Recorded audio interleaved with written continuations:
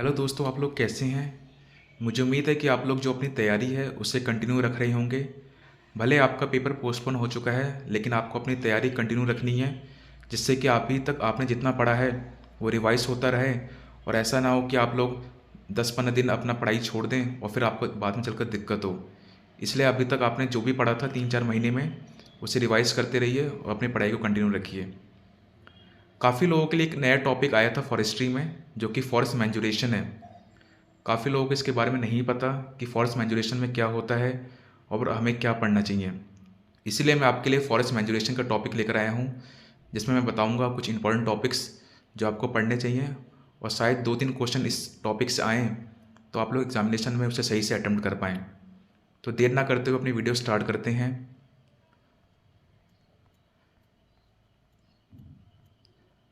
Forest मैंजुरेशन start करने से पहले मैं आपको बता दूं कि फॉरेस्ट मैंजुरेशन अक्सर में होता क्या है।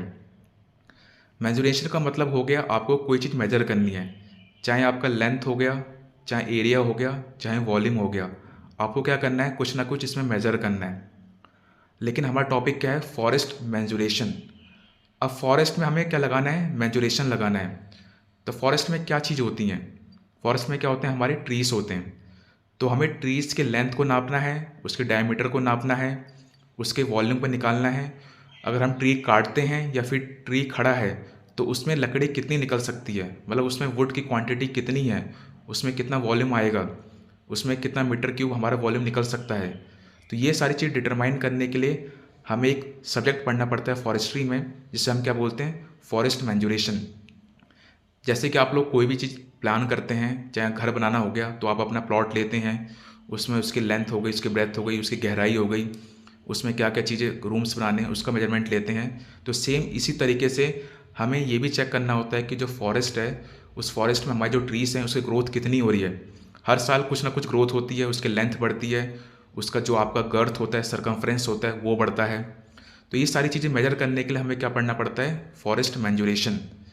तो यही चीज़ यहाँ पे मेंशन है, dead branch of forestry which deals with the determination of dimensions.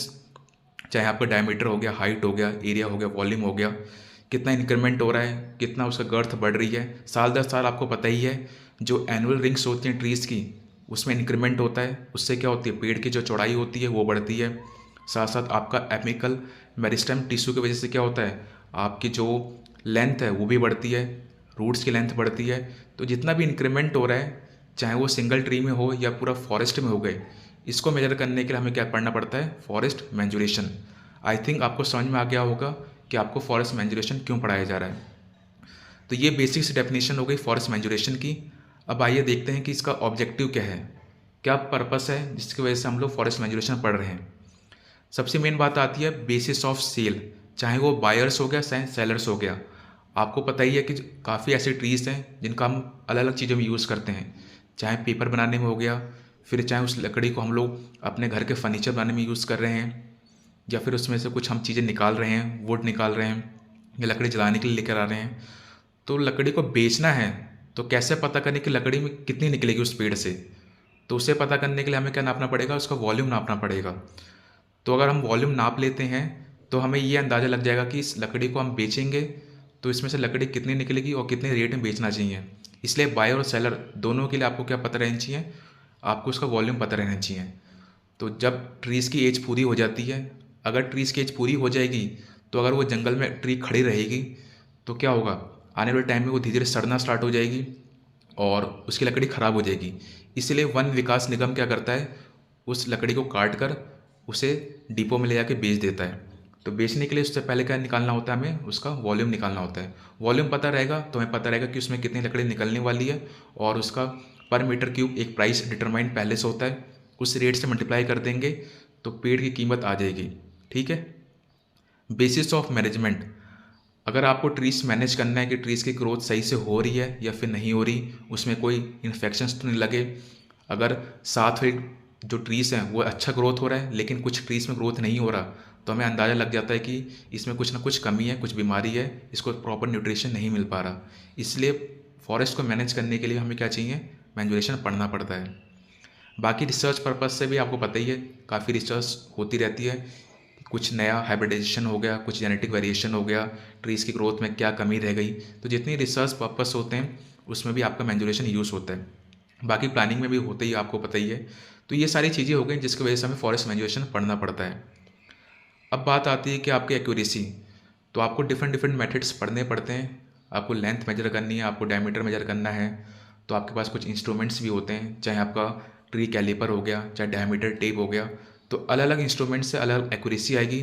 तो हम लोग कोशिश ये करते हैं कि ज़्यादा से ज़्यादा एक्यूरेट मेथड निकालें, जिससे कि हमें हमारा वॉल्यूम हो गया, चाहे लेंथ हो गई, वो सही से सही निकल पाए। तो कुल मिला के आपको ये चीज़ ध्यान रखनी है। आपको टाइम, कॉस्ट कितना लग रहा है, कितनी मेहनत लग रही है मेजर करने में, वो सारी चीज़ें देखनी पड़ती है। उसके हिसाब से आप अपना मेथड चूज़ कर सकते हैं। तो आप इसे पढ़ लीजिएगा। अब नेक्स्ट बात आती है फॉरेस्ट मैनेजमेंट कहाँ यूज़ हो रहा है। मैंने आपको पहले से बता दिया, चाहे आपको मेज़र करना हो गया, चाहे सिल्वीकल्चर में आप लोग क्या करते हैं, कोई भी प्लांट्स लगाएंगे, उसकी ग्रोथ चेक करेंगे। सिल्वीकल्चर को हिंदी में क्या बोलते हैं, वनवर्धन। मतलब आपको क्रॉप्स लगानी है, उसको जब तक मैच्योर नहीं होता तब तक ध्यान रखना है, उसे तैयार करना है। उसकी प्रूनिंग हो गई, आप उसकी साफ़ सफाई हो गई, उसका पानी देना हो गया, न्यूट्रिशन देना हो गया। ये सारी चीज़ें आप करते हैं जिससे कि आपका अच्छा से अच्छा फॉरेस्ट रेस हो चुके। ठीक है। तो इसमें सारी चीज़ों में फॉरेस्ट मैन्युरेशन कहीं ना कहीं इंपॉर्टेंट रोल प्ले करता है। तो इसीलिए आपको क्या करना है, कोई भी डिसीजन लेना है कि इस स्टेज की एज मैच्योर हुई है या फिर नहीं हुई है, वो कहाँ से मेजर करोगे। आपको एनुअल थिंग्स काउंट करनी पड़ेगी, चाहे आपका डायमीटर नापना पड़ेगा। तो ये सारी चीज़ें मेजर करने में आपको मैन्युरेशन पढ़ना ही पड़ता है। ठीक है। तो ये सारी एप्लीकेशंस हो गई फॉरेस्ट मैन्युरेशन को। आई थिंक आपको समझ में आ रहा होगा कि फॉरेस्ट मैन्युरेशन हम क्यों पढ़ने जा रहे हैं और क्यों इस एग्जाम में पूछा जा रहा है। ठीक है। तो ये बेसिक आपको बता दिया मैंने कि फॉरेस्ट मैन्युरेशन क्या होता है और इसकी क्या क्या एप्लीकेशंस होती हैं। ठीक है। अब नेक्स्ट बात आती है measurement of diameter and girth. कि डायमीटर, पेड़ के डायमीटर क्यों नापते हैं और कहाँ नापा जाता है, किस हाइट पर नापा जाता है। तो आपको पता ही है कि जो इंडिया की जो एवरेज हाइट होती है मैन या फिर वेमेन की, तो मैन की आपको पता ही है कि 5.5 5.6 फीट के आसपास होती है एवरेज हाइट। तो कुल मिला के हम लोग अपना जो मेजरमेंट है उसको आसानी से करने के लिए हम लोग एक हाइट लेकर आए हैं जहाँ पर हमें अपनी जो पेड़ की डायमीटर है वहाँ पे नापना है। तो वो कितना होता है, 4.5 फीट के आसपास होता है, जो कि 1.37 मीटर या फिर 4.5 फीट। जो कि अगर अपनी हाइट नापोगे तो 4.5 फीट पे आप देखोगे कि आपका क्या आएगा, आपका ब्रेस्ट आएगा या फिर आपकी जो भी चीज़ें हैं, चेस्ट मान लो, ये सारी चीज़ें आपको 4.5 फीट पे मिलेगी। इससे आसानी क्या होता है कि आप 4.5 फीट की हाइट अपने ब्रेस्ट हाइट के बराबर नाप लेंगे, पेड़ के सामने खड़े हो जाएंगे और फिर उसी हाइट पर अपना जो डायमीटर टेप है या फिर आप ट्री कैलिपर है उस हाइट पर रख के नाप सकते हो। तो जब भी आपको डायमीटर नापना है किसी भी ट्री का, तो आप 4.5 फीट पे नापोगे। और 4.5 फीट जनरली क्या होता है, आपका ब्रेस्ट या फिर चेस्ट हाइट ही होती है। आप खुद भी आप नाप के देखेंगे, आप लोग अभी 18-20 साल के होंगे, तो आपके जो भी चेस्ट या फिर ब्रेस्ट आएगी वो कहाँ पर आएगी, लगभग 4.5 फीट पे ही आएगी। तो इसी आसानी को रखने के लिए इसे क्या बोलते हैं, DBH, diameter at breast height. आपको जो भी पेड़ की डायमीटर नापनी है वो अपनी ब्रेस्ट हाइट पे नापोगे और वो कितनी होगी, 4.5 फीट या फिर 1.37 मीटर्स। तो ये आपको नंबर याद रखना है, 4.5 फीट या फिर 1.37 मीटर। यहाँ पे 4.6 इंच लिखा है, लेकिन हमने जो अपनी ट्रेनिंग करी थी उस ट्रेनिंग में यही बताया गया था 4.5 फीट। ठीक है, थोड़ा बहुत आगे पीछे हो सकता है, लेकिन आपको ये नंबर याद रखना है, 1.37 मीटर्स या फिर 4.5 फीट। उसी हाइट पर आप लोग हमेशा क्या नापेंगे, ट्री का डायमीटर। शॉर्ट फॉर्म में क्या बोलते हैं, DBH, diameter at breast height. अब इसको मेज़र कैसे करेंगे वो आपको देखना है। तो मेज़र करने के लिए मैं कुछ कुछ तरीके बताता हूँ। आपको पता ही है कि जो आपका पेड़ होता है वो पूरा का पूरा सर्कुलर तो नहीं होता, पूरा गोल नहीं होता, ओवल शेप का भी होता है। थोड़े बहुत उसमें एबनॉर्मलिटीज़ भी होती हैं, कहीं टेढ़ा भी हो सकता है, कहीं सीधा हो सकता है, कहीं उल्टा लेटा होगा, पहाड़ पे ढलान पर होगा, अगर फ्लैट ज़मीन है तो वहाँ पे टेढ़ा भी उग सकता है। तो अलग अलग जगह पर ट्रीज़ के अलग अलग शेप भी होती है और उसकी बनावट भी अलग होती है। इसलिए हमें कुछ चीज़ें ध्यान रखनी होती है जब भी हम क्या मेजर करेंगे, DBH।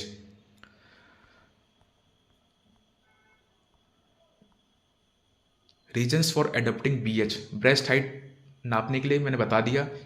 इससे आसानी क्या होती है, क्योंकि आपका 4.5 फीट के आसपास आपका जो हाथ हो गया, आर्म्स हो गए वहीं पर होते हैं, तो आप आसानी से एक टेप लेके घुमा सकते हैं चारों तरफ पेड़ के। ठीक है, और आपसे आप डायमीटर निकाल सकते हैं, या फिर अपना ट्री कैलिपर भी अपने हाथ के लेवल पे रखेंगे तो जनरली कितना आएगा, 4.5 फीट। इसीलिए 4.5 फीट या फिर 1.37 मीटर्स का जो आपका मानक है, जो आपका स्टैंडर्ड है, वो बनाया गया है, जिससे कि आपको मेजर करने में आसानी हो। ठीक है, तो आप लोग इसको पढ़ लीजिएगा, आपको समझ में आ जाएगा कि आपने 4.5 फीट या फिर 1.37 मीटर्स क्यों लिया है। अब कुछ चीज़ें यहाँ पे इंपॉर्टेंट टर्म्स हैं, जैसे DBH मैंने बता दिया, डायमीटर एट ब्रेस्ट हाइट। वैसे ही क्या होता है GBH, girth at breast height. Girth का मतलब क्या होता है आपका, सरकमफेरेंस। तो कुल मिला के 4.5 फीट पे अगर आप लोग टेप लगा के चारों तरफ घुमाएंगे तो 4.5 फीट पे जो ट्री का सरकमफेरेंस आएगा उसी को क्या बोलेंगे, गर्थ एट ब्रेस्ट हाइट। तो गर्थ का दूसरा नाम क्या होता है, सरकमफेरेंस। मतलब आप ट्री की गोलाई नाप रहे हो 4.5 फीट पे, तो जो गोलाई आएगी जब आप टेप चारों तरफ से घुमाओगे वहाँ पर, तो जो आपका सरकमफेरेंस आया वही क्या होगा, आपका GBH होगा। ठीक है, अब इसमें क्या एक चीज़ आती है, GBH अंडर बार्क और ओवर बार्क। यहाँ पे आप देख रहे हैं OB लिखा है, OB मतलब ओवर बार्क, और एक जगह लिखा है UB मतलब अंडर बार्क। बार्क को क्या बोलते हैं हिंदी में, छाल बोलते हैं। आपको पता ही है जब पेड़ की क्या होती है, अंदर लकड़ी होती है लेकिन बाहर से क्या होता है, छाल होती है। छाल का आपको पता ही है, आपने बायोलॉजी में पढ़ा होगा, प्रोटेक्शन के लिए यूज़ होती है ट्री को। जो बाहर का जितने भी पेस्ट इन्फेक्शंस हो गई या फिर बाहर का क्लाइमेट कंडीशंस हो गई, उससे बचाने के लिए पेड़ों में क्या होती है, छाल होती है। तो छाल तो वैसे आपको पता है डेड सेल्स की बनी होती है, वो हमारे काम की नहीं होती। तो आपको ये भी ध्यान रखना है कि आप डायमीटर जो नाप रहे हो वो छाल के ऊपर से नाप रहे हो या फिर छाल हटा के नाप रहे हो। अगर आप छाल हटा के नापोगे तो उससे बोलेंगे डायमीटर अंडर बार, मतलब बार के अंदर से नाप रहे हो। मतलब आपने छाल छील ली है वहाँ से, और छीलने के बाद जब घुमाओगे 4.5 फीट पर, तो जो आपकी डायमीटर आएगी वो क्या हो जाएगी, आपकी डायमीटर अंडर बार। और 4.5 फीट पर छाल हटा के नाप रहे हो तो क्या आपकी सरकमफ्रेंस आएगी, उसी को क्या बोलेंगे, GBH अंडर बार। लेकिन आप छाल सहित नाप रहे हो, मतलब छाल अभी भी पेड़ पर है और फिर आप वहाँ पे गोलाई से नाप रहे हो, जो भी डायमीटर हो गया या फिर सरकमफ्रेंस हो गया, तो वो क्या कहलाएगा, diameter over bark and under bark. I think आपको समझ में आया होगा ओवर बार्क अंडर बार्क क्या होता है, क्योंकि आपको पता ही है कि पेड़ों में क्या होती है, छाल होती है। तो छाल हटा के भी नापा जा सकता है और छाल के सहित नापा जा सकता है। तो छाल के सहित नापोगे तब बोलेंगे DBH ओवर बार्क, और छाल हटा के नापोगे तो DBH अंडर बार्क। ठीक है, तो ये सारे टेक्निकल टर्म्स हैं, आपको समझ में आनी चाहिए। आई थिंक आपको समझ में आई होगी। अगर नहीं आया तो प्लीज़ वीडियो को पॉज करके फिर दोबारा समझें, आपको समझ में आ जाएगा। अब बात करते हैं कि जो पेड़ों की कंडीशंस होती हैं, कहीं कहीं स्ट्रेट मिलता है, कहीं कहीं स्लोपी ग्राउंड भी होता है, कहीं कहीं पेड़ आपका लीनिंग पोजीशन में भी होता है। तो उसके हिसाब से अलग अलग मेजरमेंट्स लेने पड़ते हैं और अलग अलग चीज़ें ध्यान रखनी पड़ती हैं। जैसे कि आप देख रहे हैं पहले डायग्राम में, आपका जो पेड़ है वो बिल्कुल सीधा है। तो सीधा है तो आपको क्या करना है, ग्राउंड से 1.37 मीटर पर आए, जो कि आपकी क्या होगी, चेस्ट हो गई। क्योंकि आपको क्या होता है कि बार बार 1.37 नहीं नापोगे ग्राउंड से, ठीक है। तो आपकी ये मान के चलोगे जो मेरा चेस्ट है वही आपका क्या है, 1.37 मीटर्स है। तो इस आसानी से लेने के लिए, समझने के लिए, आप लोग जब भी किसी पेड़ के सामने जाएंगे तो अपने चेस्ट के बराबर वहाँ पे जाइए, चेस्ट के बराबर पे टेप रखिए और नाप लीजिए। क्योंकि बार बार आप 1.37 मीटर से ग्राउंड चेक करेंगे, पेड़ तो आपको हज़ारों नापने पड़ेंगे एक दिन में, तो वहाँ पे मुश्किल हो जाता है। इसलिए ये स्टैंडर्ड नॉर्म रखा गया है कि आप 1.37 मीटर या फिर 4.5 फीट पर ही नापेंगे। और किसी भी आप कॉमन मैन या किसी भी आप फॉरेस्ट्री में आएंगे, जब आप यहाँ पर पोस्टिंग होंगे तो आपको काफ़ी मज़दूरों से काम करवाना होगा, तो उनको आप लेमन लैंग्वेज में आप आसानी से भाषा में बता सकते हैं कि आपको अपनी जो चेस्ट है उस हाइट पे ही हर पेड़ का डायमीटर या फिर सरकमफ्रेंस या फिर कह लें गर्थ नापना है, ठीक है। इसीलिए आपको ये ध्यान रखना है। तो आपको 1.37 मीटर ग्राउंड से ऊपर आना है और फिर वहाँ पर अपना जो ट्री कैलिपर होता है, ट्री कैलिपर पे 2 लेग्स होते हैं, उस दोनों लेग्स को आप फंसाओगे, आपका क्या आ जाएगा, वहाँ से आपकी डायमीटर आ जाएगा, ठीक है। आपने स्कूल में 1 ईयर कैलिपर यूज़ किया होगा, आपने देखा ही होगा, आप सिलेंडर का या फिर किसी भी चीज़ का आप अगर डायमीटर नापना चाहते हो तो आपको 1 ईयर्स कैलिपर यूज़ करना होगा। तो उसी 1 ईयर कैलिपर का बड़ा रूप क्या होता है, ट्री कैलिपर। क्योंकि ट्री की जो मोटाई होती है काफ़ी बड़ी होती है, तो इसके लेग्स काफ़ी दूर तक एक्सटेंड हो सकते हैं उन दोनों लेग्स के बीच में आप ट्री को फंसाएंगे और फिर आपके सामने जो स्केल होगा उस स्केल से आप लोग चेक कर सकते हैं कि आपका डायमीटर कितना आ रहा है, ठीक है। और अगर आपको गर्थ या फिर सर्कमफ्रेंस नापना है तो 4.5 फीट की ऊंचाई पर आप लोग एक डायमीटर जो नॉर्मल टेप आता है आपका 1 मीटर, 3 मीटर, 5 मीटर वाला, उसको गोलाई से घुमाइए। आप लोग देखेंगे जितना वो गोलाई नापने के बाद कितना भी आ रहा होगा वो आपका क्या हो जाएगा, GVH या फिर आपका सर्कमफ्रेंस, ठीक है। तो जब सीधा पेड़ है तो कोई दिक्कत नहीं है, आपको 1.37 मीटर पे ही नापना है, ठीक है। अब कुछ चीज़ें आती हैं, जैसे कि यहाँ पे आप देख रहे हैं कि जो आपका थर्ड डायग्राम है ये अक्सर पहाड़ों पे होता है। पहाड़ों पे क्या होता है, जो आपके पेड़ होते हैं वो ढलान पर होते हैं। तो आप देख रहे हैं कि आपका पेड़ ढलान पर है। तो जब ढलान वाला पेड़ होता है वहाँ पर आपको जो पेड़ नापना है वो नापना है आपको अप हिल साइड से, मतलब जो ऊंचा वाला इलाका है उधर से नापना है, आपको नीचे साइड से नहीं नापना। तो आप देख रहे हैं कि जो डायग्राम में दिखा रहा है कि जो आपका पेड़ ढलान पर है उसको हम लोग ऊपरी वाले साइड से नाप रहे हैं। तो वहाँ से 1.37 मीटर या फिर 4.5 फीट पे आप अपना टेप घुमाएंगे, आप वर्नियर कैलिपर फंसाएंगे और वहाँ से आप लोग निकाल सकते हैं, ठीक है अपना। तो जब भी पेड़ ढलान पर हो तो आपको ऊपर वाली साइड से ही नापना है, मतलब अप हिल साइड से ही आप DBH निकालोगे। और ध्यान रहे कि आपका जो पेड़ होता है वो हम लोग अभी मान के चल रहे हैं कि वो पूरा का पूरा गोल है, लेकिन एक्चुअली में क्या होता है, आपका जो पेड़ होता है वो गोल नहीं होता, वो क्या होता है, ओवल शेप का होता है, इलिप्टिकल शेप का होता है। तो उस केस में क्या होता है, आपको 2 डायमीटर लेने हैं, एक 90 डिग्री पे लोगे, दूसरा उसी के दूसरे 90 डिग्री पे लोगे, और फिर आपके 2 डायमीटर आ जाएंगे। उस 2 डायमीटर से D1 + D2 को 2 से डिवाइड करोगे, फिर जो डायमीटर आएगा वो आपका क्या हो जाएगा, डायमीटर एट ब्रेस्ट हाइट, ठीक है। इसके लिए मैं आपको डायग्राम शो कर दूंगा, आपको समझ में आ जाएगा कि कहाँ कहाँ से 2 डायमीटर के मेजरमेंट लेने हैं, और फिर दोनों डायमीटर के मेजरमेंट को ऐड करके 2 से डिवाइड कर दोगे तो डायमीटर एट ब्रेस्ट हाइट आ जाएगा, ठीक है।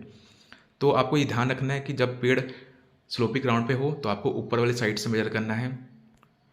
अब आता है फोर्थ डायग्राम।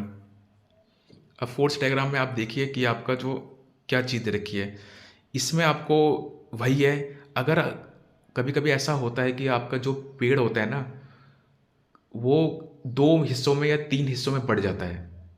अगर वो 1.37 मीटर या 4.5 फीट से नीचे से डिवाइड हुआ है तो आपको उसे 2 पेड़ मानना होगा, ठीक है।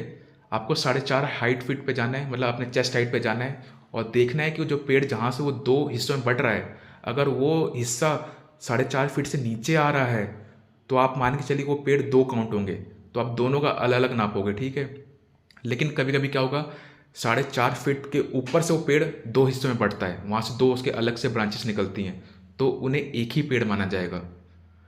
ध्यान रहे, 4.5 फीट से नीचे पर वो डिवाइड हुआ 2 अलग अलग हिस्सों में तो वो 2 पेड़ माने जाएंगे, और 4.5 फीट ऊपर से डिवाइड हुआ 2 अलग अलग पेड़ में तो वो क्या माना जाएगा, एक ही पेड़ माना जाएगा। तो आपको ये चीज़ें ध्यान रखनी है पेड़ पे, ठीक है, कि पेड़ कभी कभी ऐसा नहीं है कि सीधा ही निकलेगा, वहाँ से 2-3 हिस्से उसके बन सकते हैं। तो अगर 4.5 फीट से नीचे वो डिवाइड हो रहा है तो जितने उसके ब्रांचेस निकले हैं उतने पेड़ होंगे, मतलब अगर 2 हिस्से उसके निकले हैं 4.5 फीट से तो 2 पेड़ मानोगे, और 4.5 फीट से ऊपर 2 या 3 हिस्से निकले हैं तब उसे एक ही माना जाएगा, ठीक है। नेक्स्ट बात आती है आपकी बटरेस। जो आप देख रहे हो कि पीपल का पेड़ हो गया या फिर आपके फाइकस वाले पेड़्स होते हैं, उसमें नीचे क्या होता है, बटरस, नीचे फैलाव देख रहे हो ऐसे, उसकी जो जड़ टाइप के दिख रहे हैं, जैसे रूट्स टाइप जैसे फैले होते हैं वो दिख रहे हैं यहाँ पर। तो आपको ये ध्यान रखना है जहाँ पर ऐसे एबनॉर्मलिटीज़ हैं वहाँ पर आपको जो बटरेस नीचे दिख रही है उसे छोड़कर आप ऊपर नापना है, ठीक है। जहाँ से वो पेड़ सीधा हो जाए उस हाइट पर आना है, फिर 4.5 फीट आपको हाइट नापनी है, फिर आपको DBH निकालना है। तो ये ऐसे पेड़ आपको दिखने मिलते हैं, ठीक है। एक चीज़ ये भी देख लो फिफ्थ डायग्राम में। फिफ्थ डायग्राम में देख रहे हैं कि आप लोग पेड़ पहले तो सीधा स्ट्रेट जा रहा था, फिर बीच में मोटा हो गया, फिर जाके फिर वही शेप आ गई दोबारा। तो ऐसी कंडीशन पे अगर 4.5 फीट पर वो पेड़ आपका अचानक से मोटा हो जा रहा है तो उस 4.5 फीट में नहीं नापना आपको, या तो आप थोड़ा नीचे आ जाइए या थोड़ा उससे ऊपर चले जाइए। आपको जहाँ पे एबनॉर्मलिटी सारी, जहाँ पे कुछ अलग से टेढ़ापन दिख रहा है या मोटापन दिख रहा है वहाँ नहीं नापना, या तो आप थोड़ा ऊपर चले जाओ, थोड़ा या नीचे आ जाओ, वहाँ पर आप डायमीटर नापोगे या फिर सर्कमफ्रेंस नापोगे। तो इस एबनॉर्मलिटीज़ का आपको ध्यान रखना है, ठीक है। तो आई थिंक आपको समझ में आया होगा DBH क्या होता है, डायमीटर एट ब्रेस्ट हाइट, कितने हाइट पे नापा जाता है, 4.5 फीट या फिर 1.3 सेंटीमीटर पे। अलग अलग कंडीशंस हो सकती हैं, पेड़ की झुका हो सकता है, अलग अलग 2 टहनियाँ निकल सकती हैं, पेड़ मोटा हो सकता है, नीचे पेड़ का हिस्सा फैला हो सकता है। तो ये सारी चीज़ें आपको ध्यान रखोगे तो आपको पेड़ की जो डायमीटर हो गई या फिर सरकमफ्रेंस गोलाई नापनी हो गई, वो आप इजीली नाप सकते हो। और आपको मैंने बता ही दिया फॉरेस्ट मैंजुरेशन कहाँ कहाँ यूज़ होता है, क्यों पढ़ा जाता है। तो एक इंपॉर्टेंट टॉपिक था, आपको पता रहना चाहिए, क्योंकि इसके वीडियोस जनरली आपको नहीं मिलेंगी यूट्यूब पर। मैंने पढ़ा था, इसलिए मैंने आपको ये वीडियो के थ्रू आपको समझा दिया। अगर आपको ये वीडियोस पसंद आई है तो प्लीज़ वीडियो को लाइक शेयर ज़रूर करें और चैनल को ज़रूर सब्सक्राइब करें। जितने भी इंपॉर्टेंट टॉपिक्स हैं फॉरेस्ट्री के, उसके इंपॉर्टेंट लेक्चर्स मैं आपके लिए लेकर आऊँगा, जिससे कि आपको दिक्कत कुछ ना हो इस टॉपिक में। बाकी अभी कुछ और भी इसमें इंपॉर्टेंट टॉपिक्स रह गए हैं मैंजुरेशन में, जिसकी वीडियो मैं आपको जल्दी अपडेट कर दूंगा और आपको बता दूंगा, आप लोग पढ़ लीजिएगा।